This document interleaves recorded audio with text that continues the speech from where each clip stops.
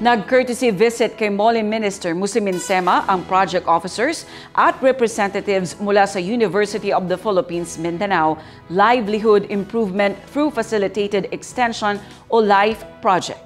Ang PPP story mula kay Geneza Garcia. Nakipagpulong kay Mole Minister Muslimin Sema ang project officers at representatives mula sa University of the Philippines Mindanao Livelihood Improvement through Facilitated Extension o LIFE project a 11 ng Abril. Ang proyekto na pinunduhan ng Philippine Council for Agriculture, Aquatic, and Natural Resources Research and Development, PCAARRD, ay naglalayong mapalawak ang paggamit ng LIFE model bilang isang agro-extension strategy sa conflict-vulnerable areas sa Mindanao tulad ng probinsya ng Zamboanga Sibugay, South Cotabato at Maguindanao del Norte.